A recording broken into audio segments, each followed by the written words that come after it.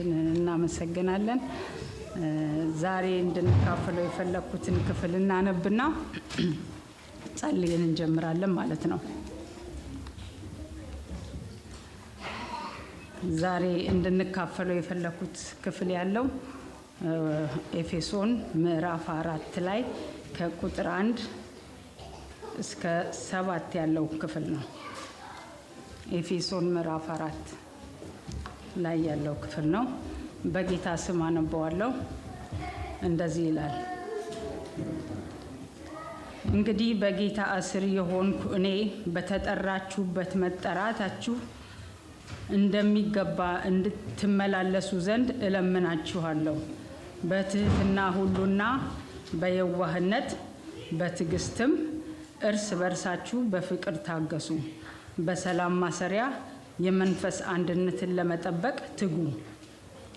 በመጠራታችሁ በአንድ ተስፋ እንደተጠራችሁ አንድ አካልና አንድ መንፈስ አለ። አንድ ጌታ፣ አንድ ሃይማኖት፣ አንዲት ጥምቀት፣ ከሁሉ በላይ የሚሆን በሁሉ የሚሰራ በሁሉ የሚኖር አንድ አምላክ የሁሉ አባት አለ። ነገር ግን እንደ ክርስቶስ ስጦታ መጠን ለእያንዳንዳችሁ ጸጋ ተሰጠን ይላል። እንጸልይ። እግዚአብሔር አምላካችንና አባታችን ሆይ እጅግ አድርገን እናመሰግንሃለን። ዛሬ ደግሞ እንደገና እድልን ሰጥተህ ጌታ እግዚአብሔር ሆይ በዚህ ቤት ስለሰበሰብከን፣ በፊትህ ስለሰበሰብከን፣ በቃልህ ዙሪያ ስለሰበሰብከን እጅግ አድርገን እናመሰግንሃለን።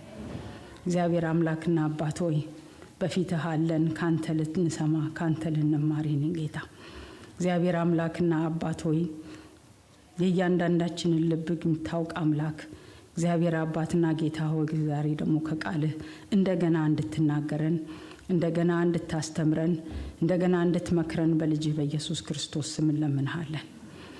ቃልህ የሚሰራ ቃልህ ኃይል ያለው ነው። እግዚአብሔር አምላክና አባት ሆይ ልባችን ውስጥ ገብቶ የሚቀይር የሚለውጥ ነውና እግዚአብሔር አምላክና ጌታ ሆይ ቃልህ እንደሚለው እንደሚሰራው በእያንዳንዳችን ልብ ውስጥ የሚሰራው ነገር እንዲኖር በኢየሱስ ክርስቶስ ስም እንለምንሃለን። እግዚአብሔር አምላክና አባት ሆይ መንፈስህ በመካከላችን ሆኖ ያገልግለን።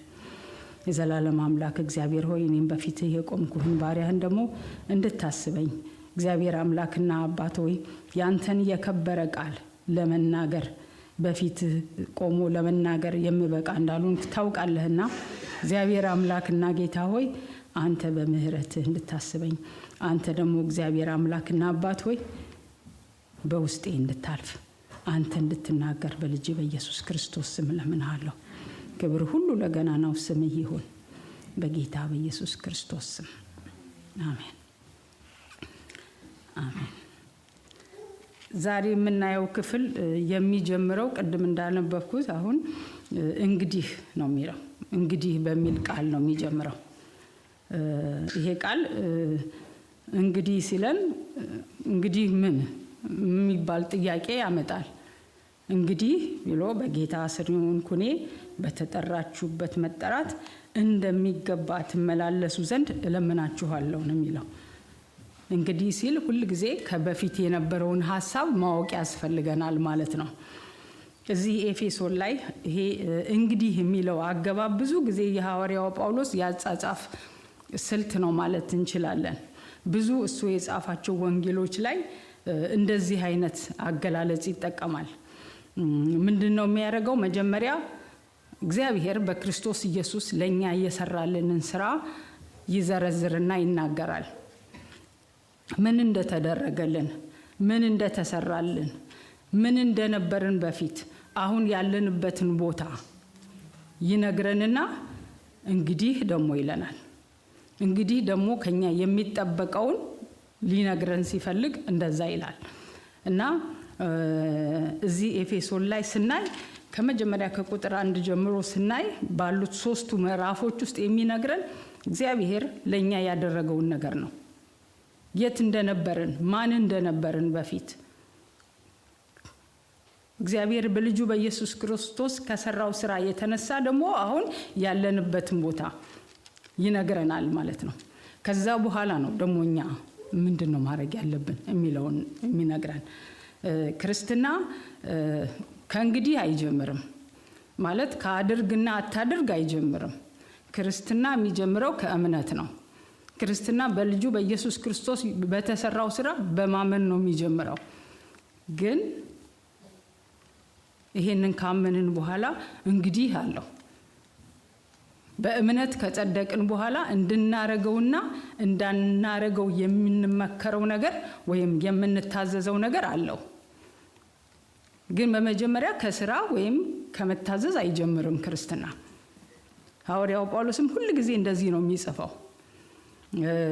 መጀመሪያ የተደረገልን ነገር በምን እንደዳንን እንዴት እንደዳንን ከኛ ምንም ባልሆነ ነገር እንደሆነ ድህነታችን ጽድቃችን ይነግረንና ግን ደግሞ ከኛ የሚጠበቅ ነገር አለ ሁሉ ጊዜ እና ይሄንን ነው አሁን የሚነግረን። መጀመሪያ ምንድናችሁ ይላል? ዓለም ሳይፈጠር በፊቱ ነውርና ቅዱስና ነውር የሌለው በፍቅር እንሆን ዘንድ በክርስቶስ መረጠን ይላል። ዓለም ሳይፈጠር ምንም ሳንሆን እኛ ምንም ሳናረግ ምንም ሳንሰራ ምናልባትም ክፉ ነገር እየሰራን በነበረበት ጊዜ ይለናል።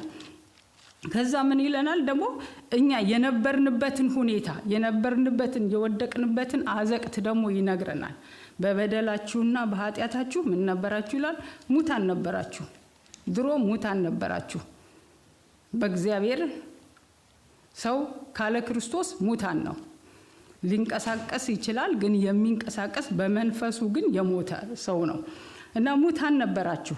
እንደገና ደግሞ የምትመላለሱት ደግሞ በዚህ ዓለም እንዳለው ኑሮ በማይታዘዙ ልጆች ላይ አሁን ለሚሰራው መንፈስ አለቃ እንደሆነው በአየር ላይ ስልጣን እንዳለው አለቃ ፈቃድ በፊት ተመላለሳችሁ። በፊት የምንመላለሰው ባጭሩ በሰይጣን ፈቃድ ነበር የምንመላለሱት በፊት።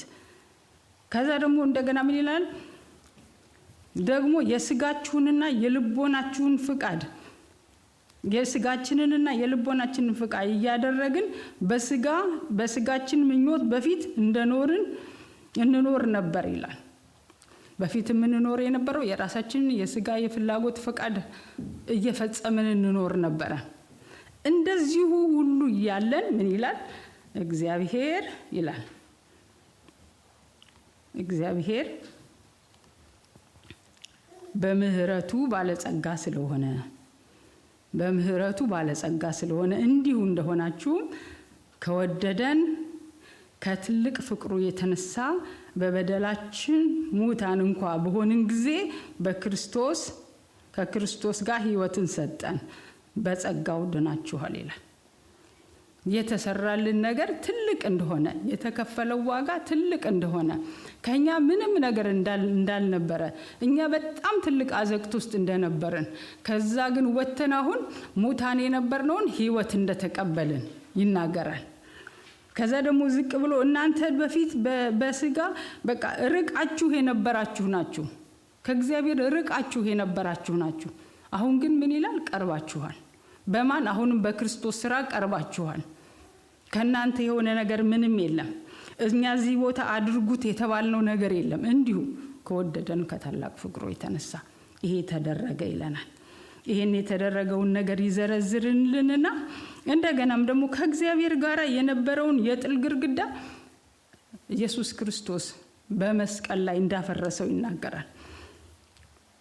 ከእግዚአብሔር ጋር ብቻ ሳይሆን የነበረን የጥል ግርግዳ እንደገና ሕግ ተሰጥቷቸዋል በሚባሉት በአይሁዶች መካከል በእነሱ ያልተገረዙ የምትባሉ የነበረ የተገረዙት ያልተገረዙ ተብላችሁ የምትጠሩ የነበራችሁ ናችሁ።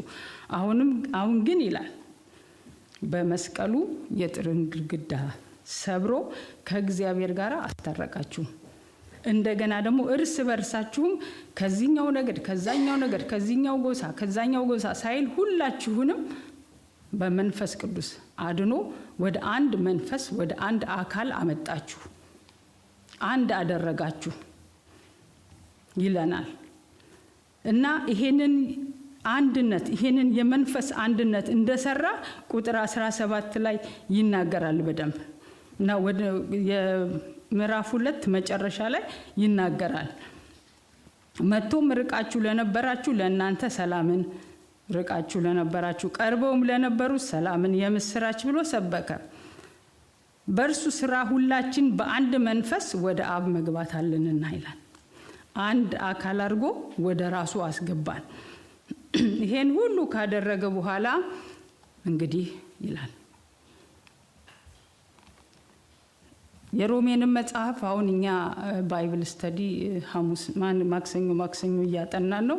ልክ እንደዚህ አይነት ስታይል ነው ያለው። በሮሜም ሰው ምን አይነት ኃጢአተኛ እንደነበረ ይናገራል። መጀመሪያ አይሁድም ብንሆን ሕግ የተሰጠንም ብንሆን ሕጉን ፈጽመን ሁሉንም ሰርተን ለመዳን ስላልቻለን ኃጢአተኞች ናችሁ። አሕዛብም ብትሆኑ ሕግ የለንም ብትሉ በህሊና ሕግ ትዳኛላችሁ። ስለዚህ ኃጢአተኞች ናችሁ። ሁሉ ኃጢአትን ሰርተዋል፣ የእግዚአብሔር ክብር ጎሏቸዋል ይልና ግን እንዲያው በክርስቶስ በሆነው በክርስቶስ በተሰራው ስራ ደግሞ ሕይወት ሆኖላችኋል፣ መዳንን ታገኛላችሁ ይልና 11 ምዕራፍ ሙሉ ሮሜ ከመጀመሪያው ከምዕራፍ 1 እስከ 11 እግዚአብሔር በልጁ በኢየሱስ ክርስቶስ ለኛ የሰራውን ስራ ይናገርና ምዕራፍ 12 ላይ እንግዲህ ይላል እንግዲህ ሰውነታችሁን ቅዱስና ደስ የሚያሰኝ ሕያው መስዋዕት አድርጋችሁ ታቀርቡ ዘንድ በእግዚአብሔር ርኅራኄ እለምናችኋለሁ ይላል። ልክ እዚህም ላይ እንደዚህ ነው። ቆላስያስ ላይ ሄዳችሁ ብታነቡ ልክ እንደዚህ ነው። ምክንያቱም ሰው በእግዚአብሔር የተሰራለትን ነገር ካላወቀ በደንብ ካልተረዳ ለእግዚአብሔር መኖር አይችልም። ይሄንን በደንብ መረዳት አለብን። ምክንያቱም ሁሉ ጊዜ በቃ ምን ደነቅበት ነገር መሆን አለበት። ምን ያህል አዘቅት ውስጥ እንደነበርን ምን ያህል አሁን ደግሞ በከበረ ስፍራ እንዳለን ያንን መረዳት መቻል አለብን ማለት ነው። ለዚህ ነው ክርስትና ብዙ ጊዜ በዚህ ዘመን ሁለት አይነት ጽንፍ አለው። አንዳንዱ ሰርቶ ወደ ጌታ መግባት ወደ እግዚአብሔር መግባት መጽደቅ ይፈልጋል፣ መጀመሪያ ስራ ይፈልጋል። አንዳንዱ ደግሞ በጣም ዘመናዊ የሆነው ደግሞ ክርስትና በቃ ሆኖልናል፣ ተሰርቶልናል፣ ተባርከናል፣ በሰማያዊ ስፍራ ተቀምጠናል፣ በቃ ስራ የሌለው ስራ አልባ የሆነ ክርስትና ደግሞ ያለም ይመስላቸዋል በዚህ ዘመን። ግን ክርስትና እንደዚህ አይደለም። ክርስትና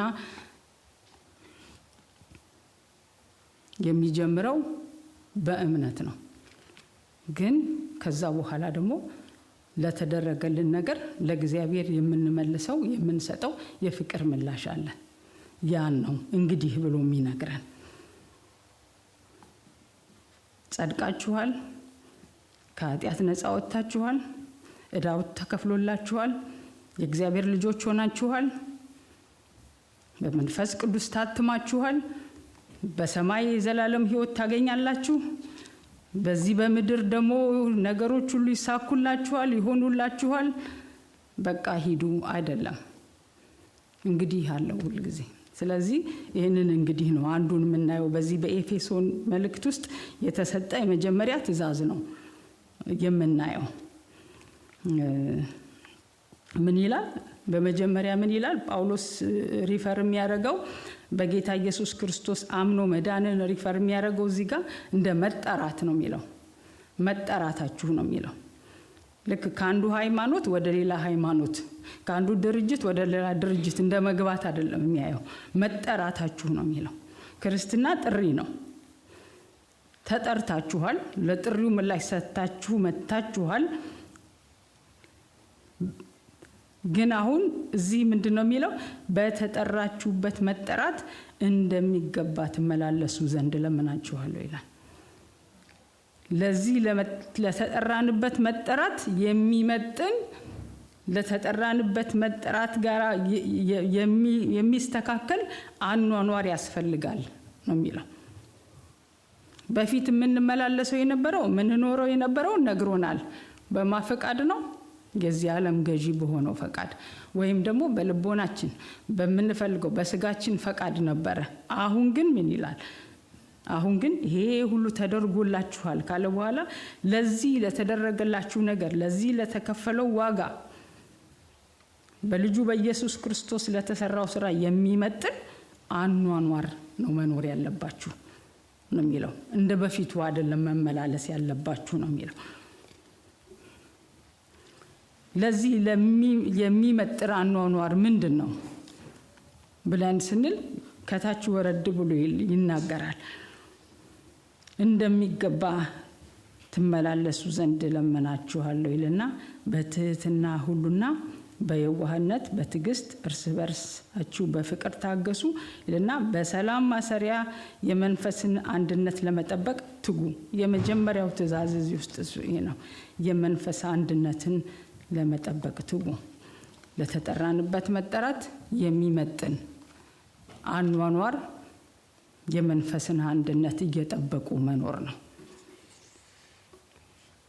ይሄን የመንፈስ አንድነት እንድንጠብቀው ይነግረናል መጽሐፍ ቅዱሳችን። ይሄ የመንፈስ አንድነት እኛ የምንጠብቀው ነው እንጂ የምንሰራው አይደለም። ስሩ የሚል ነገር የለውም። ምክንያቱም እዚህ ጋር ነግሮናል ምዕራፍ 2 ላይ በልጁ በኢየሱስ ክርስቶስ የተሰራ የመንፈስ አንድነት ነው። ከተለያየ ቦታ እያዳነ እኛ የቋንቋ እንደውም ችግር ስላለ አንድ ላይ አናመልክም እንጂ ሁሉም ክርስቲያን በልጁ በኢየሱስ ክርስቶስ የዳነ አንድ ነው። ወደ አንድ አካል ነው የሚገባው፣ ወደ ክርስቶስ አካል ነው የሚገባው። ሁላችን አንድ ነን።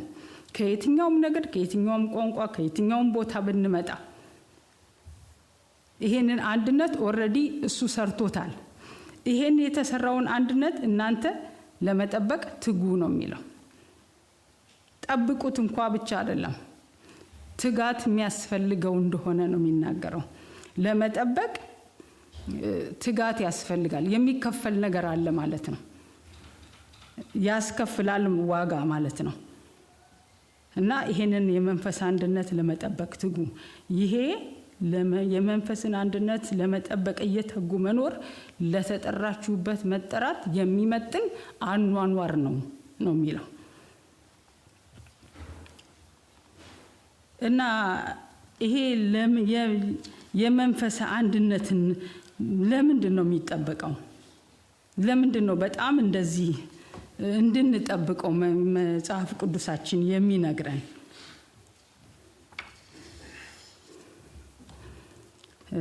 ትዝ ይላችሁ እንደሆነ ኢየሱስ ክርስቶስ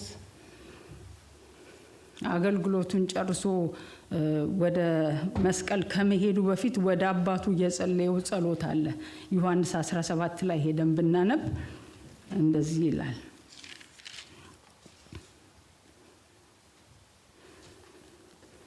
ዮሐንስ 17 ላይ ከ20 ጀምሬ ያነባዋለሁ። ሁሉም አንድ የሆኑ ዘንድ ከቃላቸውም የተነሳ በእኔ ስለሚያምኑ ደግሞ እንጂ ስለነዚህ ብቻ አልልህም። አንተ እንደላከኝ ዓለም ያውቅ ዘንድ ዓለም ያምን ዘንድ አንተ አባት ሆይ በእኔ እንዳለህ እኔም በአንተ እነርሱም ደግሞ በእኛ አንድ የሆኑ ዘንድ እለምንሃለሁ። እኛ አንድ እንደሆንን አንድ የሆኑ ዘንድ እኔም በእነርሱ አንተም በእኔ ስትሆን በአንድ ፍጹማን እንዲሆኑ። በአዲሱ መደበኛ ትርጉም ላይ በለጠ በደንብ ያብራራዋል። አንድ እንድንሆን ወደ አብ ወደ አባቱ የሚጸልይበት ምክንያት አንተ እንደላከኝ ዓለሙ ሁሉ ያምን ዘንድ ይላል። ኢየሱስ ክርስቶስ ለኛ ለኃጢአታችን እንደመጣ ዓለም ሁሉ ያምን ዘንድ ያምንና ይድን ዘንድ የኛ አንድነት አስፈላጊ ነው። ዋናው ዓላማው እዚህ ጋር የሚናገረው ዓለም ሁሉ ኢየሱስ ክርስቶስን ያምን እንደ እግዚአብሔር እንደላከው ያምን ዘንድ፣ በሌላ አነጋገር ወንጌል ይፈጥን ዘንድ ማለት ነው። በዚህ በመጨረሻው ዘመን ኢየሱስ ክርስቶስ ሊመጣ ባለበት ዘመን በአንድነት ስንሆን ወንጌል እንዲፈጥን ዓለም ሁሉ ኢየሱስ ክርስቶስ ለኛ ኃጢአት እንደመጣ እንዲያምን ነው ይላል። ሁለተኛው ደግሞ እግዚአብሔር ለምንድን ነው ይሄንን አንድነት ይሄን የመንፈስ አንድነት በትጋት እንድንጠብቅ የተነገረን ብለን ስንል ባለጋራ ስላለው ነው። ባለጋራችን ሰይጣን በአንድነት ውስጥ የሚሰራውን ነገር በደንብ ያውቃል። ስለዚህ በዚህ ዘመን በተለይ በጣም በብዙ ነገር አይታችሁ እንደሆነ በቃ በክርስትና ውስጥ በጣም የተመታው ክፍል ምንድነው ብላችሁ ብትሉ ህብረት ነው፣ አንድነት ነው። እና ለምን እንደሆነ ሰይጣን በደንብ ያውቃል። ይሄንን በአንድነት ውስጥ ያለውን ኃይል ያውቃል። ኢየሱስ ክርስቶስ አንድ እንዲሆኑ ዓለምን ያውቅ ዘንድ ዓለምን ወደዚህ እግዚአብሔር አብ እንደላከኝ ያምን ዘንድ አንድ አርጋቸው፣ አንድነቱ ደግሞ ልክ አብ ወልድ መንፈስ ቅዱስ አንድ እንደሆኑ በዛ ስታንዳርድ አንድ እንድንሆን ብሎ ጸልዩዋል። ዲያብሎስ ደግሞ ይሄንን አንድነት ሊበትን ስለሚፈልግ ነው። ሌላው በህብረት ውስጥ የሚገኝ በጣም ትልቅ የሆነ በአንድነት ውስጥ የሚገኝ ኃይል አለ። ይሄንን ለማየት ወደ ዘዳግም 32:30 ላይ እንሄድና ብናነብ እስራኤላውያኖች ከግብጽ ወጥተው ወደ ከነዓን በሚሄዱ ጊዜ ታስታውሱ እንደሆነ በጣም ብዙ ጠላቶቻቸው እየተዋጓቸው ነበር የሚሄዱት። በጣም ብዙ ጠላቶቻቸውን አሸንፈው ነው ከነዓን የደረሱት። እና እዛ ጋር የሙሴ መዝሙር ነው። ሙሴ ሲዘምር እግዚአብሔር እንዴት እንደረዳቸው ሲናገር ምን ይላል እዛ ቦታ ላይ? አንዱ እስራኤላዊ 1000 ያባረር ነበር ይላል። አንዱ 1000 ያባረር ነበር ይላል። ሁለቱ ስንት ያባረሩ ነበር? 10,000። መሆን የነበረበት ግን ምንድነው? አንዱ 1000 ካባረረ ሁለቱ 2000 ነው ማባረር ያለባቸው አይደል እንዴ? የእግዚአብሔር ቃል ግን የሚለው እንደዚህ ነው። ሁለት ሲሆኑ ከነሱ የሚወጣው ኃይል በተናጥል ከሚያባረሩት የበለጠ ነው የሚሆነው። የእግዚአብሔር ስራ ለብቻ የሚሰራ ስራ አይደለም። የእግዚአብሔር ስራ የሚሰራው በህብረት ነው። የሚፈጥነውም በህብረት ነው። እዚህ ጋር ተመልከቱ። አንዱ 1000 ያባረር ነበር፣ ሁለቱ 10,000። ሁለት በመሆናቸው ምክንያት የስንት ሺህ ትርፍ መጥቷል? 8,000 ትርፍ መጥቷል። ሰይጣን ይሄንን ህብረት ቢበትን ቢያንስ ይሄን የ8,000ን ህብረት የ8,000ን ትርፍ ያጠፋል ማለት ነው። ቢያንስ የእግዚአብሔር ስራ ለመስራት ህብረት በጣም አስፈላጊ ነው። ይሄ የእግዚአብሔር ቃል እንደዚህ የሚለን ዝም ብሎ ቁጥር ተሳስቶ ገብቶ እንዳይመስላችሁ። ፐርፐዝሊ ነው የተጻፈው። ሌላም ቦታ ልናይ እንችላለን። ዘኍልቍ 26:8 ላይ አውጡ። ዘኍልቍ ምዕራፍ 26 ቁጥር 8 ደግሞ ብታነቡ እንደዛው አይነት ሐሳብ አለ። አሁንም እነዚህ የእስራኤላውያኖች ጠላቶቻቸውን እያሳደዱ በሚሄዱበት ጊዜ የምን ይሆን ነበረ? 5 ይላል እዛ ጋር 5 100 ያሳድዳሉ ይላል። በሌላ ጦርነት ደግሞ 5 100 ያሳድዱ ነበር ይልና 100 ደግሞ ስንት ያሳድዳሉ ይላል?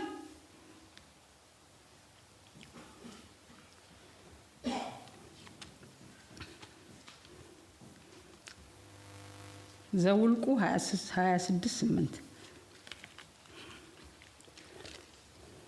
እንድታዩት እዛው እናነበው።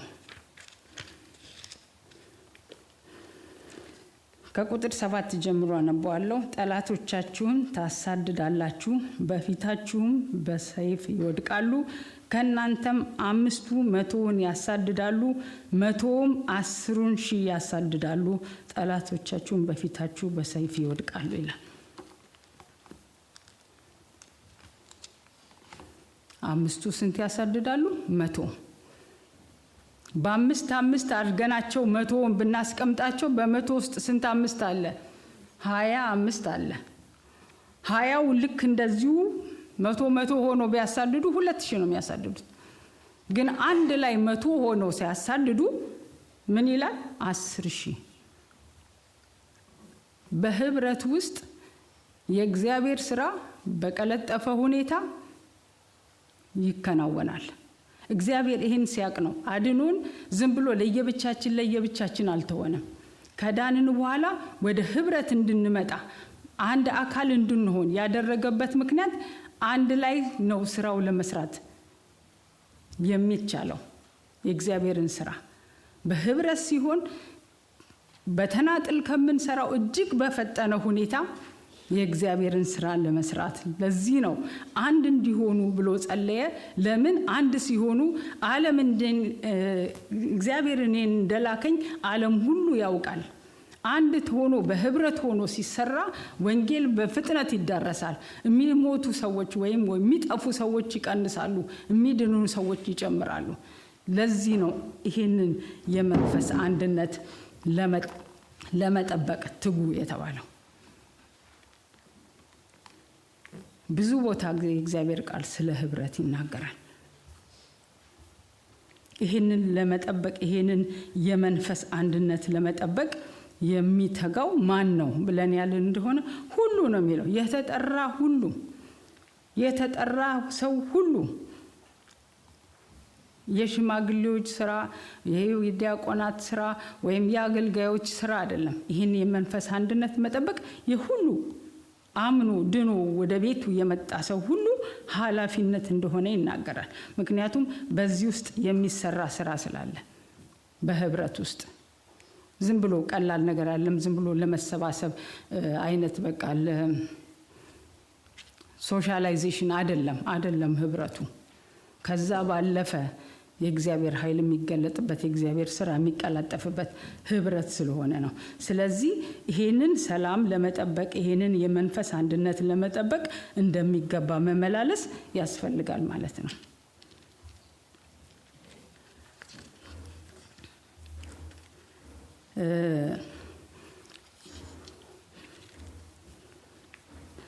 በህብረት መሆን ሌላ የምንማረው ከተፈጥሮ የምንማረው ነገር አለ። ስለ ህብረት ብዙ ጊዜ ስለ ህብረት ሲነሳ የነዚህ ዛፎች ነገር ስለሚነገር አንድ ካሊፎርኒያ ውስጥ ያሉ ሬድ ውድ ትሪስ የሚባሉ የዛፍ አይነቶች አሉ። ሬድ ውድ ትሪ ነው የሚባሉት።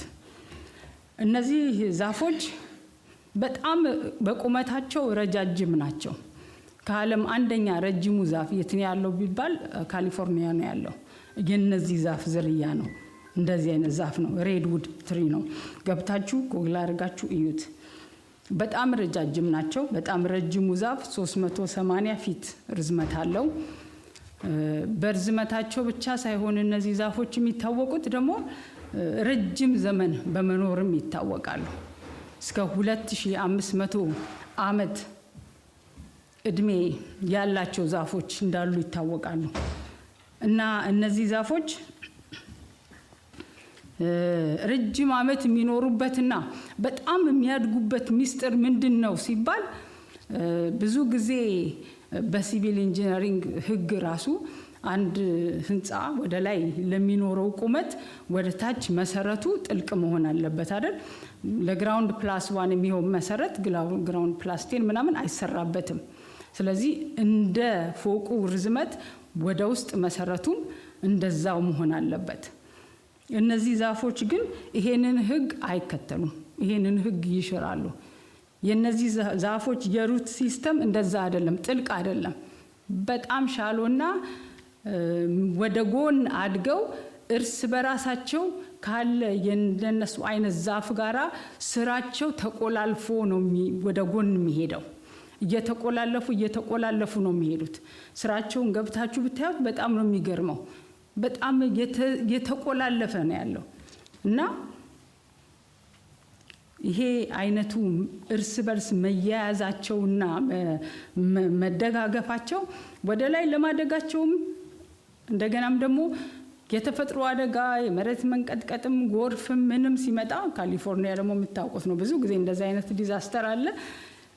ላለመውደቃቸው ረጅም እድሜ ለመኖራቸው በቁመታቸውም ለማደጋቸው ምክንያቱ የስራቸው ወደ ጎን ሄዶ እርስ በርስ መያያዝ ነው ብለው ነው አጥኞች የሚናገሩት። እና ለህብረት በጣም ብዙ ጊዜ የሚሰጡ የሚነገሩ ምሳሌዎች ናቸው። ሰው በህብረት ውስጥ ምን አለ? ጥንካሬ አለ። በህብረት ውስጥ ቶሎ የማደግ አቅም አለ፣ ቶሎ የመብዛት አቅም አለ። እና ይሄንን ስለሚያውቅ ነው ይሄን የመንፈስ አንድነት እንድንጠብቅ የሚነገረን። ባለጋራችን ሰይጣን ግን ይሄንን በደንብ አድርጎ ያውቃል፣ በደንብ ያውቃል። እንደውም ሉቃስ ውስጥ ነው መሰለኝ ኢየሱስ ክርስቶስ ሲናገር አንዴ እንትን ሲያወጣ አጋንንት ሲያወጣ አጋንንት የምታወጣው አንተ በእንትን ነው ብለውታል። በቡኤል ዙቤል መናገር አልችልም፣ ይሄን ቋንቋ ካላነበብኩት አይመጣልኝም። በቡኤል ዙቤል ነው የምታወጣው አንተ አጋንንት ሲሉት ምንድን ነው ያላቸው? እናነበው። በቡኤል ዙቤል በአጋንንት አለቃ አጋንንትን ያወጣል አሉ። ሌሎችም ሲፈትኑት ከሰማይ ምልክት ከእርሱ ይፈልጉ ነበር። እርሱ ግን ሐሳባቸውን አውቆ እንዲህ አላቸው፣ እርስ በርሷ የምትለያይ መንግስት ሁሉ ትጠፋለች፣ ቤትም በቤት ላይ ይወድቃል። እኔ አጋንንትን በቡኤል ዙቤል እንዳወጣው ትላላችሁ፣ ሰይጣን ደግሞ እርስ በርሱ የተለያየ መንግስት ከተለያየ መንግስቱ እንዴት ትቆማለች አለ።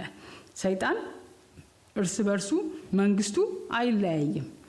አይታችሁ እንደው ሌላም ቦታ እዚሁ መጽሐፍ ቅዱሳችን ላይ 2000 ሆነው ከአንድ ሰው ውስጥ 2000 አጋንንቶች ይወጡለት ሰው አለ።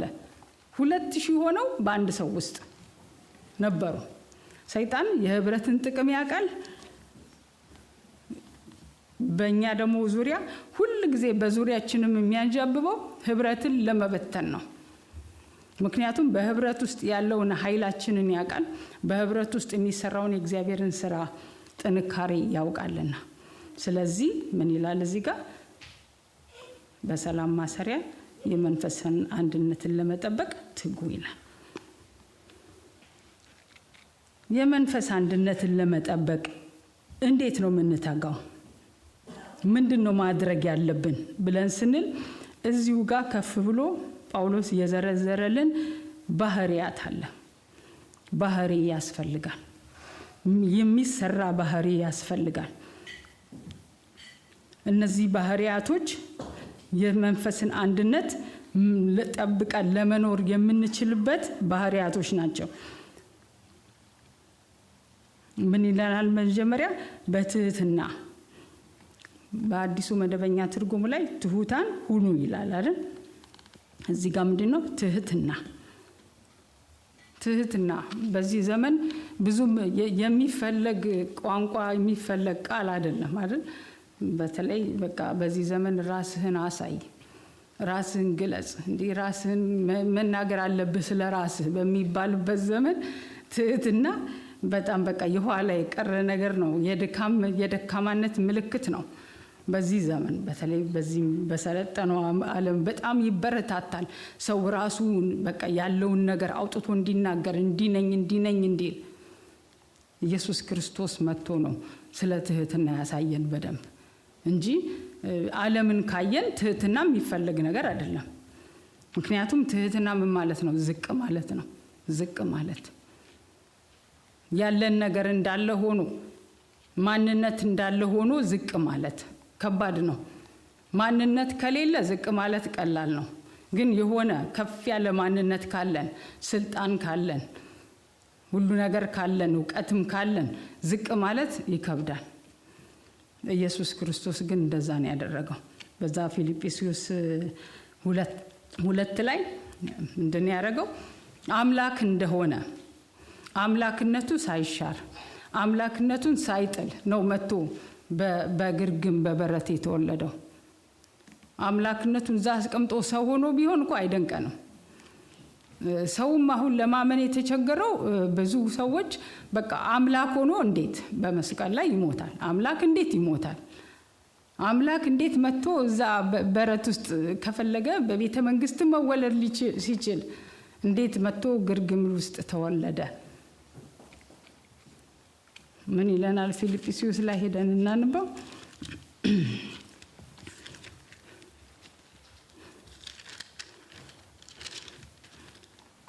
ፊልጵስዩስ 2 ላይ ምን ይላል?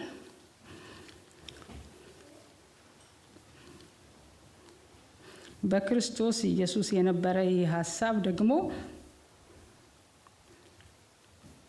አሁን በእናንተ ይሁን ይልና በእናንተ ዘንድ ይሁን ይልና እርሱ በእግዚአብሔር መልክ ሲኖር ሳለ ከእግዚአብሔር ጋር መተካከልን መቀማት እንደሚገባ ነገር አልቆጠረም። ነገር ግን የባሪያን መልክ ይዞ በሰው ምሳሌ ሆኖ ራሱን ባዶ አደረገ።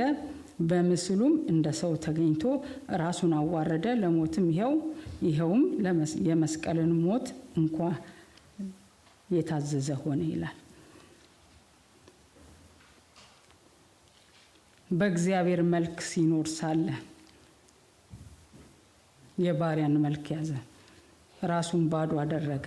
ትህትና ያለው ነገር ማንነት እንዳለ ሆኖ ዝቅ ማለት ነው። ክብሩን እንደያዘ አምላክነቱን እንደያዘ መስቀል ላይ ውረድ እስቲ የእግዚአብሔር ልጅ ከሆንክ እውነት ለምን ራስህን አታድንም ሲባል አውቆ ስልጣን እንዳለው አቅም እንዳለው አውቆ ያንን አለመጠቀም ነው፣ ዝቅ ማለት ነው።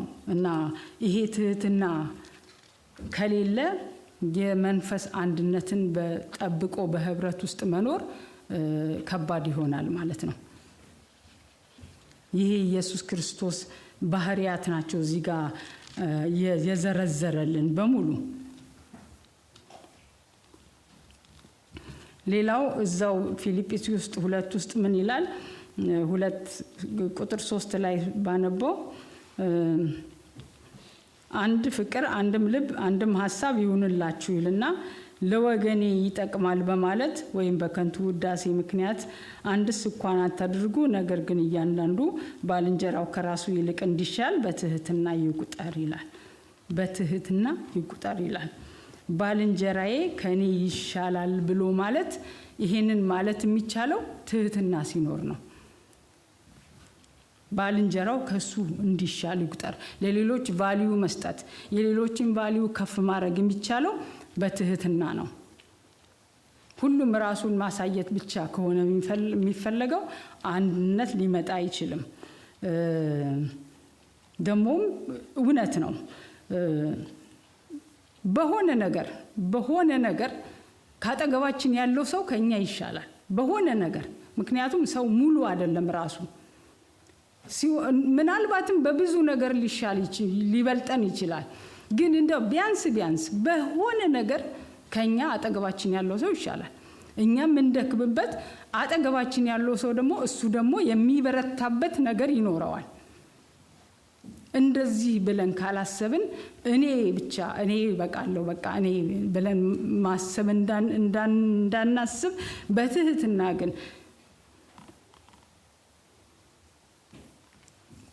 አጠገብ ያለው ወንድሜ አጠገብ ያለው ወገኔ ከኔ ይሻላል ብሎ ማሰብ ትህትና ነው፣ በትህትና ነው።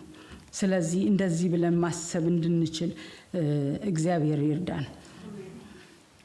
ትህትና አስፈላጊ ነገር ነው። ሌላው አዳምን እግዚአብሔር ከሰራ በኋላ አዳምን ሰማይና ምድርን ፈጥሮ ሁሉም ፍጥረታት ፈጥሮ አዳምን ከሰራ በኋላ አዳምን በኤደን ገነት እንዲመላለስ ካደረገ በኋላ እግዚአብሔር ሁሉም ነገር መልካም ነው ካለ በኋላ አዳም ገና በኃጢአት እንኳን ሳይወድቅ ገና እግዚአብሔር አየና ምን አለ? ሰው ብቻውን ይሆን ዘንድ መልካም አይደለም አለ። ስለዚህ የሚመች ረዳት እንፍጠርለት አለ። ኃጢአት ባልነበረበት ጊዜ በኃጢአት ባልወደቀበት ጊዜ የሚመላለሰው ሰው የሚኖረው ሰው ረዳት ካስፈለገው እኛማ በዚህ ዘመን በኃጢአት በወደቀ ዓለም ውስጥ እየኖርን ረዳት እንዴት አያስፈልገንም? ስለዚህ ከኔ አጠገብ ያለው ሰው በሆነ ነገር ይሻላል ብሎ ለሌሎች ሰዎች ቫልዩ መስጠት ትህትና ነው። ሌላው ትህትና እግዚአብሔርን የማወቅ ምልክት ነው። ትዕቢተኞች የትሁትነት ተቃራኒ ስለሆነ ነው። እግዚአብሔርን አያውቁም። እግዚአብሔርን አውቆ ደግሞ በመጽሐፍ ቅዱሳችን የታበየ ሰው የለም። ስለዚህ ትህትና እግዚአብሔርን የማወቅ ምልክት ነው። ስለዚህ ትህትና ያስፈልጋል ይለናል። የመንፈስ አንድነት በምን ይጠበቃል? ትህትና፣ ትሁት በመሆን ነው ማለት ነው። ሌላ እዚህ ጋር ደግሞ የሚጠቅሰው አንድ ቃል አለ። ሌላው የዋህነት፣ በየዋህነት ይላል። በአዲሱ መደበኛ ትርጉም ላይ ደግሞ የዋሃን ሁኑ ይላል። ይሄን ብዙ በተለይ እኔና እናንተ ባደግንበት ማህበረሰብ የዋህ የሚባለው ነገር ብዙም ፖዚቲቭ የሆነ ትርጉም የለውም። ብዙ ጊዜ የሚጠቀሰው አይ በቃ እሷ በጣም የዋህ ናት እኮ ለዚህ ነው የሚባለው። በጣም የዋህ ማለት ቶሎ የሚታለል ደካማ፣ ወይም ደግሞ የብልጥ ተቃራኒ ሞኝ ተደርጎ ነው የሚወሰደው። እና እንደዚህ አይነት ፍቺ ባለበት ማህበረሰብ ውስጥ ስላደግን የዋህ ለመሆንም ብዙም አንበረታታም። ግን መጽሐፍ ቅዱሳችን የዋህነትን የሚፈታው እንደዛ አይደለም። መጽሐፍ ቅዱሳችን ላይ እንደ ርግብ የዋህ እንደ እባብ ብልህ ሁኑ ተብሏል። እኛ በምንፈታው አፈታት ሁለቱ ተቃራኒ ናቸው። ሁለቱ ተቃራኒ የሆኑ ነገሮችን ሁኑ አይልም መቼም። ማለት የዋህ ሆኖ ብልህ መሆን ይቻላል ማለት ነው። ወይም ደግሞ በሌላ ቦታ እኛ ያለ ማወቅ ቶሎ የመታለል ቶሎ የሚታለል ሰው ቶሎ በቀላሉ ሰው የሚያሳስተው ሰው አድርገን ነው የዋህን የምንፈታው። ግን ብርቱ የሆነው ኢየሱስ፣ የጥበብ የእውቀት ጌታ የሆነው ኢየሱስ፣ ሰማይና ምድርን የፈጠረው ኢየሱስ፣ አምላክ የሆነው ኢየሱስ ምን ይላል? እኔ የዋህ ነኝ ይላል። በልቤም ትሁት። የዋህነትን እኛ እንደምንፈታው አይደለም መጽሐፍ ቅዱሳችን የሚፈታው። የዋሆች ብፁዓን ናቸው ምድርን ይወርሳሉ ይለናል አይደል? የተራራ ስብከት ላይ ደግሞ የዋህነት የኢየሱስ ክርስቶስ ባህሪ ነው። እነዚህም ባህሪዎች ነው እኛ በህይወታችን እንድንለማመድ የተፈለገው። እነዚህም ባህሪዎች በህይወታችን ስንለማመድ ነው የመንፈስ አንድነት መጠበቅ የምንችለው። ከነዚህ ባህሪያቶች በእኛ ላይ ካልተገለጹ ምንም አይነት ነገር አንድ አድርጎ ሊያቆመን አይችልም። የመንፈስ አንድነትን ጠብቁ ይልና ምን ጠብቅባቸውን ባህሪያት፣ ይሄም የኢየሱስ ክርስቶስ ባህሪያት ናቸው። ሌላው ደግሞ የመንፈስ ቅዱስ ፍሬ ናቸው። እነዚህ ነገሮች በሙሉ ትዕግስት፣ የዋህነት፣ ፍቅር፣ ሁሉም። ስለዚህ የዋሆች ሁኑ ይለናል። የመንፈስ አንድነትን ለመጠበቅ ምን ያስፈልጋል? የዋህነት ያስፈልጋል። ሌላው የተነገረው ደግሞ ትዕግስት ነው። ትዕግስት፣ መቻቻል። በህብረት ውስጥ ትዕግስት አስፈላጊ ነው። ለምን ካልን በህብረት ውስጥ መነካካት ስላለ፣ መገፋፋት ስላለ ዝም ብሎ ሁሉም ስሙዝ አይሆንም። በመጀመሪያ ህብረት ማለት ሁሉ ሰው አንድ አይነት አይደለም። ወይም የመንፈስ አንድነት ይኖራችሁ ሲባል አንድ አይነት ሁኑ ማለት አይደለም። ልዩ ልዩ ነን። የተለያየ አመለካከትም ሊኖረን ይችላል። በቤተ ክርስቲያን ውስጥ የተለያየ አሰራር፣ የተለያየ አመለካከት ማንሳት የመንፈስ አንድነትን መረበሽ አይደለም። ብዙ ጊዜ እንደዛ ይመስለናል፣ ግን አይደለም። አንድ አይነት ልንሆንም አንችልም። የራሳችን የተለያየ ልምድ አለን። ከተለያየ ቦታ ይዘነው የመጣነው፣ ስናድግ ይዘነው የመጣነው፣ ከማህበረሰቡ የወረስነው፣ በሌላ ነገር ያገኘነው። ስለዚህ አንድ አይነት ዩኒፎርም ሆነን ልንሄድ አንችልም። ይሄ አይመጣም። ግን ምንድነው ልዩ ልዩ ሆነን በአንድ ላይ ለመሄድ ምን ያስፈልጋል? ትዕግስት። አንዱ አንዱን በትዕግስት መቻል መሸከም ያስፈልጋል። ለዚህ ነው ትዕግስት ከባህሪዎቹ አንዱ የሆነው። ይሄንን የመንፈስ አንድነት ለመጠበቅ የእግዚአብሔርን ባህሪ ነው። ዘጸአት 34:6 ላይ እግዚአብሔር ስሙን ሲያውጅ እግዚአብሔር ሞገስ ያለው ታጋሽ ይላል። ታጋሽ ባለብዙ ቸርነትና እውነት ይለዋል። እግዚአብሔር ታጋሽ ነው። ባይታገሰን ኖሮ እኔና እናንተ ዛሬ እዚህ ቦታ የምንገኝ አይመስለኝም። በእርግጠኝነት በዘመናት ሁሉ የኪዳኑን ሕዝብ የሚታገስ በዘመናት ሁሉ እኛንም ታግሶ እዚህ ያደረሰን አምላካችን ታጋሽ ስለሆነ እኛም ታጋሽ እንድንሆን ይፈልጋል። እነዚህ ባህሪዎች ከሌሉ የመንፈስ አንድነት ሊመጣ አይችልም።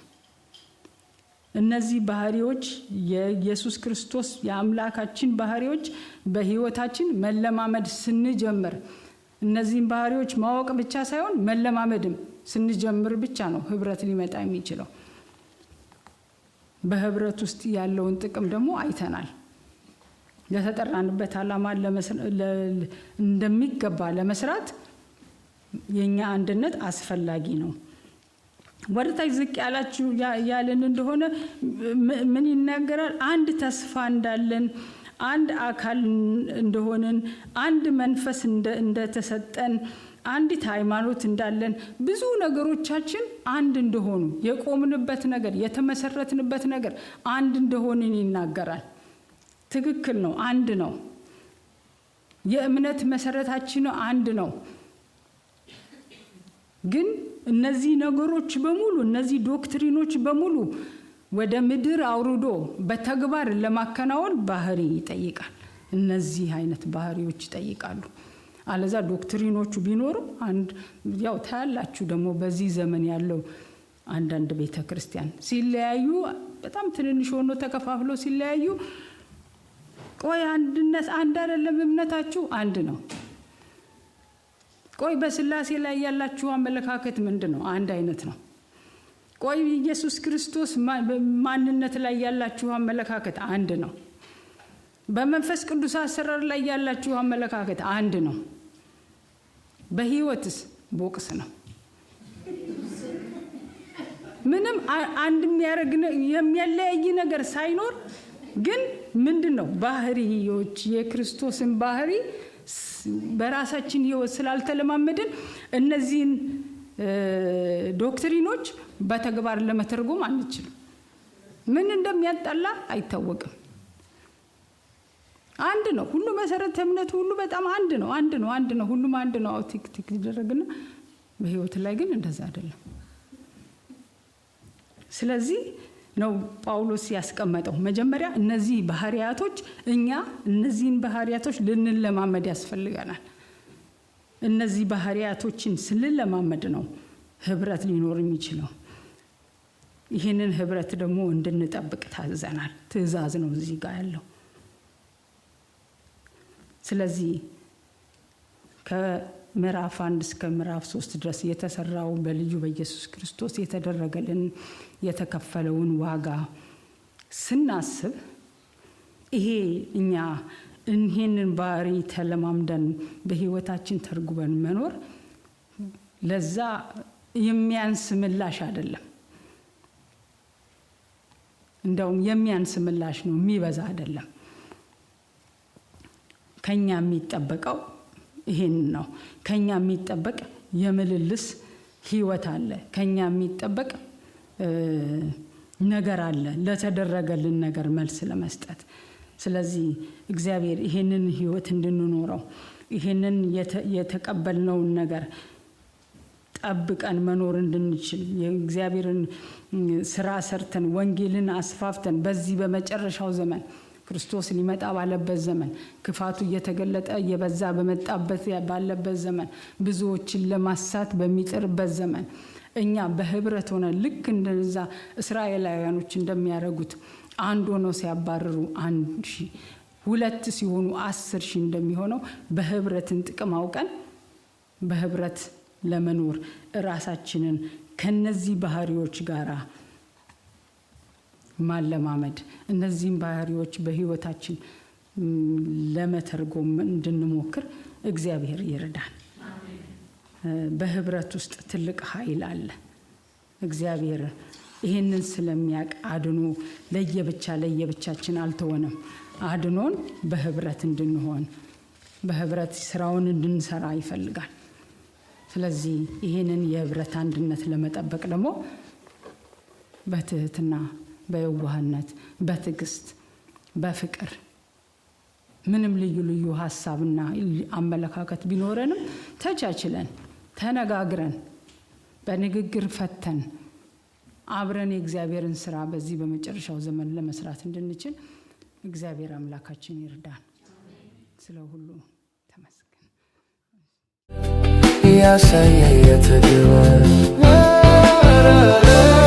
እግዚአብሔር ፍቅር ነው።